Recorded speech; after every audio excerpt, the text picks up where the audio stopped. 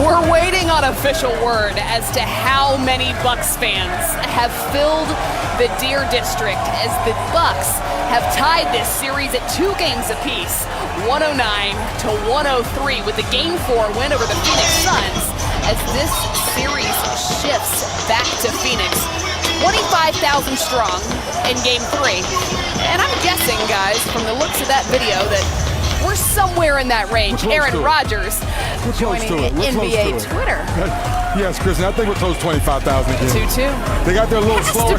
Got there a little slower because of the rain, but they got there. Yeah. Did you bring, by the way, any of the Bucks bucket beer hats? There was less something tonight, guys. We'll get back to that because Bucks fans want to hear us talk about this game. Welcome into Milwaukee. This is live at the NBA Finals presented by YouTube TV. I'm Kristen Ledlow. He's the Hall of Famer Grant Hill. Brendan Haywood is with us. 3D Dennis Scott has come up from the sidelines and is with us on the set. But Dennis, you had the opportunity to be out there before this game.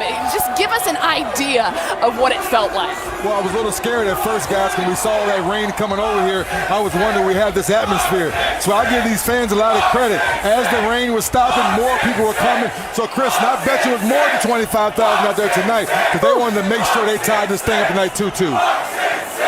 Unbelievable, guys. And not only are they outside, but Brennan, they're inside right now, and I can hardly hear any of you as they chant Bucks in 6. The momentum has shifted here in Milwaukee. It certainly has right now. I tell you, it feels like all 25,000 people are here in this part of the building because they are so loud, so passionate, so excited. And what a game, what a finish. Certainly this team has made these fans here in Milwaukee proud. And you're right, now it's a 3-game series. Whoever can win 2, they are the world champions. Without a doubt, Grant. Brendan, what is it about this team that when their backs are up against the wall, this is not the first 0-2 deficit they've faced this postseason, and they have tied this series yet again? Well, this team, they believe in themselves, and they have a great leader in Giannis, and the other guys, they fill in and they fill their roles, they play their roles. Chris Middleton had a big-time 40 tonight, but this isn't a team that gets rattled easily. And like you said, they're down 0-2, but they always believed in themselves. They had that belief. And when you're a team that has that belief that you can come back from anything, even when the chips are down, when everybody else is writing you off, you'll still feel like we can get this done. That's exactly what Milwaukee's doing right now. We're watching the fans filter out of the Deer District, filter out of the arena. Well, I mean, no, they're still in here. Yeah, they're still in here. They're still in here. They don't want to go home yet. They're going to let this one sink in Some for a are while. filtering out. This actually may take a while that It's we deep all in here. can't hear each other very well. But let's get back to this series as it now shifts to Phoenix. Dennis, how much confidence has this Bucks team now gained, not only because they've tied the series, but because of what we just witnessed in the last 5.5 minutes of that game? Well, I go back to Giannis' press conference after Game 3. He talked about how each game this team gets better per series. So now you win Game 3, you learn from a few small mistakes, you come back in Game 4. Drew Holiday didn't shoot the ball particularly well again, but his defense, his rebounding, getting to the free throw line, still the intangibles that still help this team get over the hump. Pat Connaughton coming off the bench, we talk about him making a couple threes. He made those threes tonight when needed. And last but not least, Giannis may have had a block of the playoffs, that big block with the alley-oop for Ayton to kind of get those guys over the hump. Hey, 3D, you like to talk about intangibles? Well, the Bucks won all the intangible stats tonight. Fast break points, 15-0 Bucks. Turnovers, 17-5 in favor of the Bucks. Bucks go to the free throw line 29 times. Suns only go there 19 times. All the hustle stats that says I'm playing harder than you, the Bucks won those, and that's why these fans are going crazy. What they screaming, 3D? Bucks in 6! What? At least we coming back, right? Stretch, so you can appreciate that as well. What is it, Brendan, that made the difference as we look at these numbers between games 3 and 4, 18 points as opposed to the 40 that he had in front of this crowd tonight? Like I said, I think he just hit shots. When you look at those first 2 games, he was getting good looks. He's taking shots that he normally takes, but he wasn't hitting them. He wasn't in a rhythm. And when you're a shooter, 3D can tell you, when you're a shooter, you get out of rhythm. Sometimes it takes you a little bit of a while to get back into that.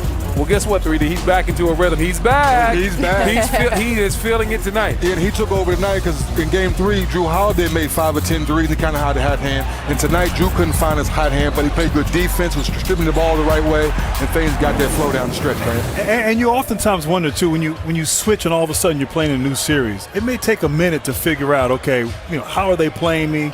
Bridges, Crowder, they have a certain style of play. Crowder's very physical. So that may have contributed to him sort of figuring out, okay, this is what Phoenix does, very different than the last series. But whatever the case may be, I mean, he just put on his cape, and he was spectacular there down the stretch. And that's what, it was Giannis the last game, Middleton picked up. That's why you have multiple stars who can make big plays. It'll be interesting to see if he can bring that effort with him to Phoenix, if he can play that well on the road. He's done that in other series. He did it in Atlanta. He also did it against Brooklyn. But can he go to the desert in the dry heat and play like that as well? And Giannis being the screener down the stretch really helped Chris Middleton as well. They do not want to come off of Giannis's body. And so when Giannis sets that screen and Chris Middleton comes off of it, he has a lot of room to get to his mid-range jump shot or at least keep that defender on his back hip and drive it to the basket. So I like the way they use Giannis in that screener role. I think they actually need to do more of that. But listen, I'm not going to be nitpicking whatever the Bucks did tonight because it's all about the Bucks and the way they got this win. But that is something that really stuck out to me. Giannis being a screener freed up Middleton on a lot of occasions for open shots. Because somehow, with 40, Chris Middleton was still not the highest scorer on the floor. We've got to talk a little bit about the Phoenix Suns. Dennis, you told me before this game that Devin Booker would find his rhythm yet again and that your expectations relative to what he's capable of, well, they had to have been met in this one. He was fun to watch, guys. He just kind of reminded you, if you forgot how good he was, why he's an all-star, why he's going to be in Vegas pretty soon when the finals is over, be a part of the Olympic team. Hey, the Olympic team needs him tomorrow. Right? They need him on a flight tonight. But guys, of the 28 shots, maybe one shot was forced. Everything else was in flow, pick and roll, stopping and popping, and just that foul trouble really slowed him down. And I think they were sort of figure out how do we cut back on your fouls because you got your rhythm back shooting, but we got to keep you on the floor. And what I liked, and we talked about this in the opening, in Game 3 he was settling. 1 for 7 on threes. We even questioned whether maybe just the whole thing with Patrick Beverley, we got hit in the nose. He may have lost his aggressiveness, but you saw him mix it up here in this Game 4. He got to the mid-range. He even posted up a little bit. He was attacking, wasn't settling. Didn't really take a whole lot of three-pointers. He 3 for 8. 3 for 8. 3 for 8. Okay, he took a lot. He just took more twos and was more efficient. But that stretch there in that third quarter, wow, that was incredible. No one else was doing anything. I believe at the end of the third, there was no one else in double figures for the Suns, but he had a spectacular night, and he got his rhythm back like we talked about. It was just unfortunate that the rest of the team, they couldn't close it out down the stretch. Milwaukee was fantastic at that time. Yeah, I was with 3D when it came down to Devin Booker at the beginning of this game, that I felt like he was going to get his rhythm back just because he's a guy that plays with high confidence.